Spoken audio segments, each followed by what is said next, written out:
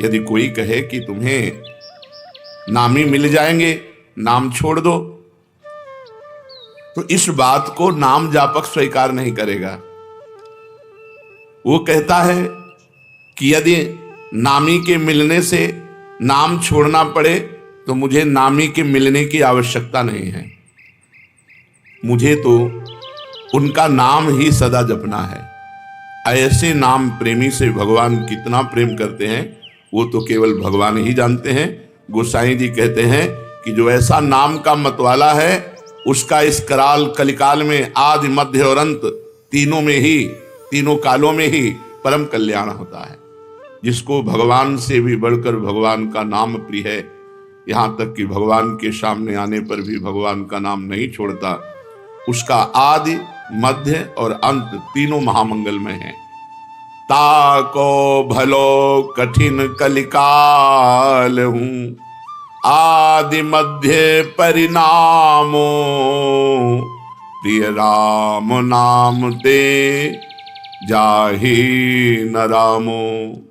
बड़ी महिमा की बात कर रहे हैं। सकुचत समुझि नाम महिमा, मद लोभ मोह को कामो, राम नाम जप निरत सुजन पर, करत छाह घोर घामो। जो नाम प्रेमी है, नाम जब चलता है हर समय तो अभिमान, लोभ, अज्ञान, क्रोध, काम ये सकुचा कर उस हृदय से भाग जाते हैं। जिस हृदय में निरंतर ऐसे नाम चलता है कि नाम के समान नामी से भी प्यार नहीं, जितना नाम से प्यार है, उस हृदय में अभिमान, लोभ, अज्ञान, क्रोध और काम ये सकुचा कर भाग जाते हैं। सामने नहीं आते, उसे परास्त नहीं करते, उसे जलाते नहीं।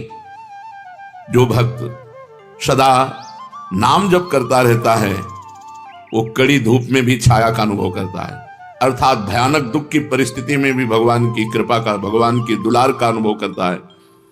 भयानक विपत्ति भी सुख रूप बन जाती है जो नाम जप करता है।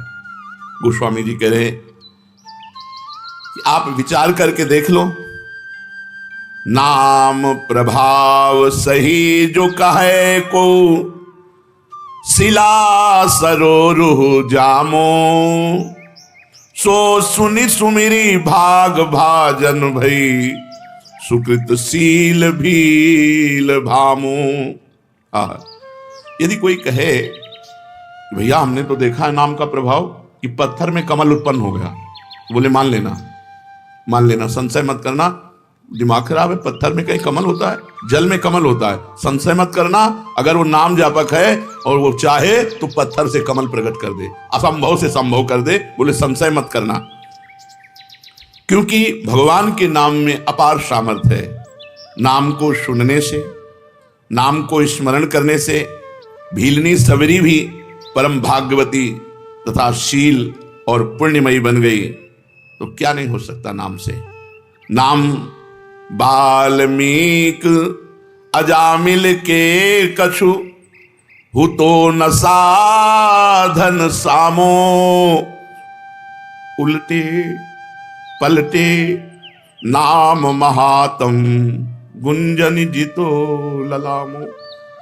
वाल्मीकि जी, अजामिल जी, इनके पास तो कोई साधना नहीं थी, केवल उल्टे पुल्टे भगवान का नाम जप किया।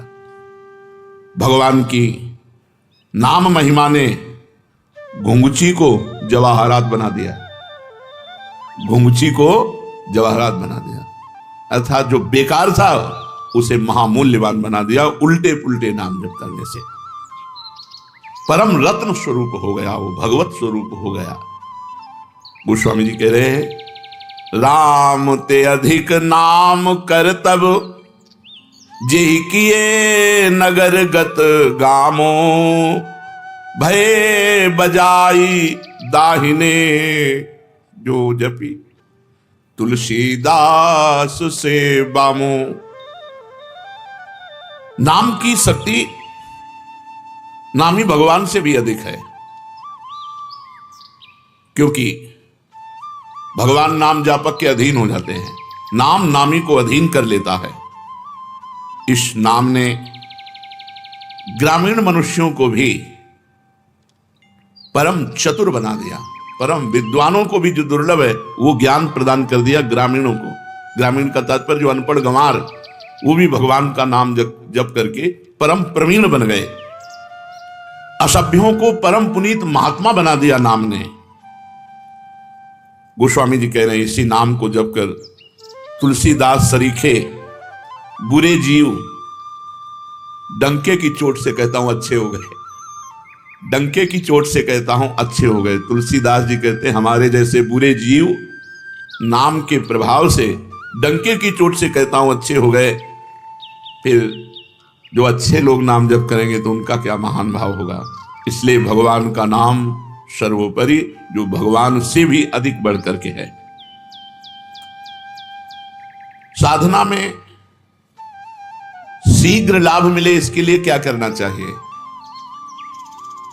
इसमें 3 चीजों की नितांत आवश्यकता है, 3 बातों की नितांत आवश्यकता है जिससे आपकी साधना शीघ्र बढ़ेगी और फलदायी हो जाएगी। जितने भी भजन विरोधी भाव हैं उनका त्याग करना, चाहे वो व्यक्ति हो, चाहे वो वस्तु हो, चाहे वो स्थान हो, चाहे वो अंदर की वृत्ति हो।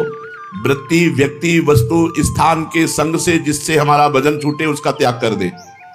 उस वृत्ति का, उस व्यक्ति का, उस भोजन का, उस वस्तु का, उस पदार्थ का, उस स्थान का जहां हमें भजन में बाधा पड़ जाए।